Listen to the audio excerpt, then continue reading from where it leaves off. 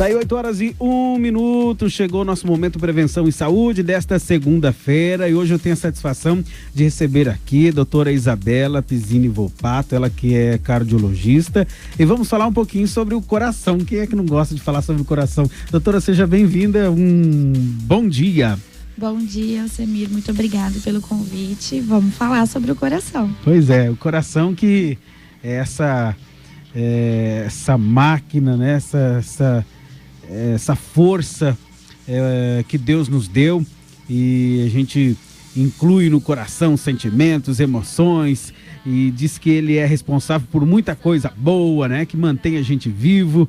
E nós vamos entender um pouquinho. Hoje a doutora vem falar sobre o coração, sobre prevenção, a saúde do coração. Doutora, vamos dando início então. Como eu sei que sou um paciente cardíaco de alto risco, doutora? Bom, primeiramente, né, o coração é essa bomba, né, do ventrículo, o ventrículo esquerdo é a bomba principal que bombeia sangue para o corpo todo, né?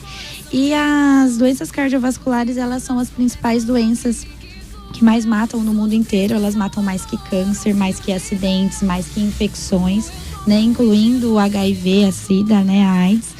Então, geralmente assim, a gente sabe porque de acordo com os fatores de risco. O que são esses fatores de risco? São a hipertensão, o diabetes, o colesterol alto, mas não só esses fatores. A gente tem outros fatores, scores de risco que o cardiologista ou o médico clínico aborda o paciente e ele classifica esse paciente. A Sociedade Brasileira de Cardiologia, ela preconiza a utilização de scores de risco. Então, por isso que uma consulta médica é muito importante para colocar o paciente nesse risco.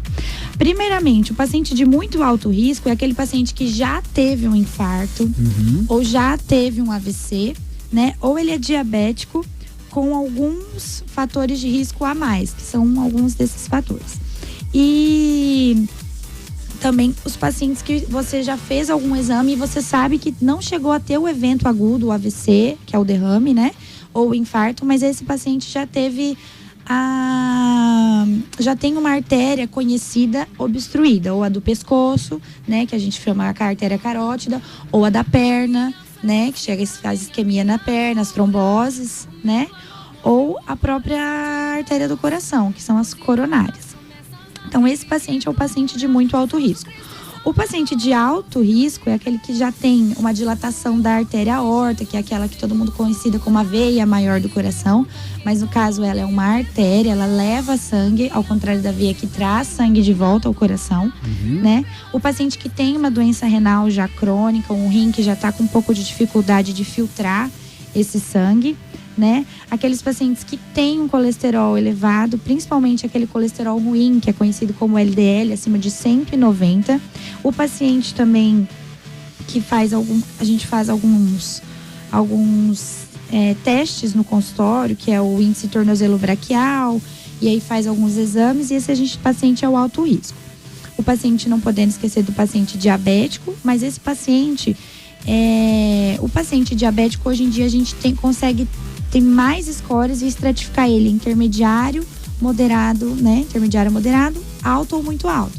Que antigamente ele entrava direto no muito alto risco, mas a gente sabe hoje que o paciente mais jovem, que não tem nenhum outro fator, como o colesterol, como o evento anterior, como o rim, ou com uma alteração ocular, né? No olho, né?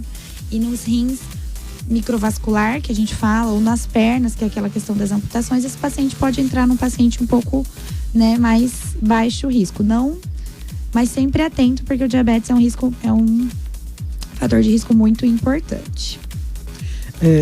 Saindo um pouquinho do script aqui, pessoa que tem isso é hereditário, a gente sabe que tem família, tem que ter um cuidado diferenciado, ou é o mesmo cuidado que todo mundo tem que ter? Não, geralmente sim. A gente considera o paciente que tem família história familiar positiva, a gente fala isso, é aquele paciente que o pai ou a mãe tiveram um evento jovem, ou um AVC, ou infarto, ou algum evento, né, trombose, ou algum evento jovem.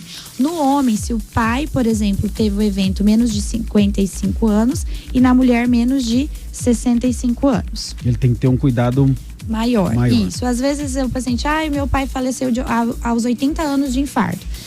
Não que a gente ignore este risco, mas esse risco não é considerado alto risco. É aquele fator genético, para falar, um fator genético importante, hereditário, é esse fator jovem, do paciente mais jovem mesmo. Vamos falar um pouquinho de infarto. Antes de fazer essa pergunta, infarto e derrame é a mesma coisa? O infarto é a obstrução das artérias do coração, que é a dor no peito, é aquele que a gente corre para o cateterismo, né? Que a gente vai para o hospital. E o derrame é a obstrução da artéria da cabeça. Da cabeça. Tá? Porque o pessoal confunde muito. Derrame, deu infarto e a gente não... Muito bem. E o que eu devo fazer para evitar, por exemplo, o infarto? Bom, primeiramente, né, a gente sabe que definindo esse risco, procurando o médico precocemente, né, trabalhando com isso na prevenção, hoje a gente tem as unidades básicas de saúde no SUS, ou diretamente um cardiologista, né, a gente tem que abordar os fatores. Primeiramente, a gente aborda os fatores comportamentais, né, o sedentarismo, né, a falta de atividade física, o tabagismo, cigarro, o uso excessivo de álcool, né, esses fatores que a gente chama de comportamentais. A má alimentação, principalmente também, né? Eu tinha esquecido de comentar. A alimentação do brasileiro é aquela alimentação rica, né, em colesterol, rica em gordura saturada, né? Que é aquela gordura que a gente, quando ela tá em ar ambiente, ela tá sólida. Então todo mundo pensa que a gordura, a banha de porco é bom em determinados casos, mas para o coração ela não é tão adequada, né? E a dieta, a gente, no Brasil é muito complicado, mas a gente pode abordar, a gente chama da dieta do Mediterrâneo, a dieta DASH, umas dietas que deveriam ser mais baseadas em peixes, fibras, grãos. E a gente sabe que aqui a gente tem um pouco mais de dificuldade disso, muito cultural, né? E no Brasil, a principal causa de infarto ou de obesidade, né? E essas causas que também são as causas de infarto é a alimentação inadequada. O sal também pode ser um vilão também nessa... É um dos principais vilões, principalmente para a hipertensão arterial, né? E para a doença renal, que a gente acaba... Eu não sou nefrologista, mas a gente acaba trabalhando bastante, então o sal também é um veneno para os rins. Falando um pouquinho do diabetes, né? Que é um dos grandes responsáveis também pelas doenças cardíacas. Quando que eu devo fazer o exame para ver se eu tenho diabetes? O exame para a gente ver se tem diabetes, geralmente para todo mundo, a gente indica acima de 45 anos. Cheguei aos 45 anos, se eu não tenho nenhum sintoma, eu tenho que fazer. Mas um paciente que deve ser feito antes, é aquele paciente que já tem fez um exame, às vezes um pré-operatório, um exame eventual e viu que tinha uma glicemia um pouco alterada. Esse paciente tem que ser feito com mais investigações. História familiar de diabetes, pacientes que, independente da idade da família, mulheres com diagnóstico prévio na gestação, às vezes deu um pouco alterado esses pacientes também, paciente que já tem uma doença cardiovascular, a própria hipertensão, paciente que tem um colesterol elevado ou colesterol bom muito baixo, né? Jovens, meninas que têm síndrome dos ovários policísticos, que é muito comum, geralmente pode gerar um diabetes, porque a fisiopatologia da doença geralmente é a resistência à insulina. Então essa insulina que não consegue fazer o efeito dela pode gerar um diabetes futuro, o sedentarismo e os pacientes obesos. Tá, vamos falar um pouquinho do nível de colesterol. Tem um nível bom? Tem um nível bom. O nível bom para pacientes que são baixo risco é geralmente abaixo de 160, né? O colesterol ruim, o LDL. Mas a gente sabe que os pacientes alto risco, eles têm que ter uma meta mais rigorosa, que é assim, abaixo de 100, dependendo dos casos, abaixo de 70, e os últimos estudos agora que estão saindo, eles estão preconizando abaixo de 50, o que é muito difícil, porém, e também acho que vai ser, isso ainda é muito novo, porém eles estão tentando jogar essa meta lá para baixo, realmente para prevenir bem a questão, por ser a doença que mais mata no mundo, eles querem tentar realmente trabalhar muito com essas metas mais rígidas. Bom, a gente sabe também que uma das formas de prevenção das mais eficazes é o exercício físico. No entanto, eu posso fazer atividade física sem uma avaliação médica? Se você vai fazer uma atividade física de moderada intensidade, que é aquela caminhada de no máximo 30 minutos no dia, a princípio você não precisa dessa avaliação. É bom para todo mundo, sem restrição. É bom para todo mundo. Porém, se você tem uma história familiar, né, que a gente comentou, hipertensão, já que essa pressão ali, o diabetes também. E vale lembrar, assim, que eu acho muito interessante que o paciente fala assim, a minha pressão não tenho pressão alta, mas a minha pressão tá limítrofe. Sabe-se hoje também que esses pacientes têm um risco mais elevado de ter algum evento do que o paciente que tem uma pressão boa. Então, esse paciente também, nós temos que trabalhar bastante nisso, nessa educação, porque se ele não se educar, ele vai desenvolver, né? Então, na atividade física, geralmente, para prevenir, é essa atividade de 30 minutos por dia, fracionada em 5 vezes na semana. Então, tem que ser pelo menos 3 vezes na semana de 50 minutos ou pelo menos 30 minutos 5 vezes na semana. Essa de moderada intensidade. A de alta intensidade, né, aquela atividade física de academia, uma atividade física de atleta mais pesada, né, essa de ciclismo, corrida, que a gente tem bastante, né, na nossa cidade. A gente vê bastante pessoal que a nossa cidade é plana, então a gente tem essa facilidade com esses esportes. Então, esse paciente, sim, precisa de uma avaliação cardiológica mais aprimorada, principalmente com o exame do teste ergométrico, que é o teste de esforço da esteira lá. Bom, eu acho que a gente vai chegando ao final, mas deixa eu fazer uma pergunta aqui, curiosidade minha.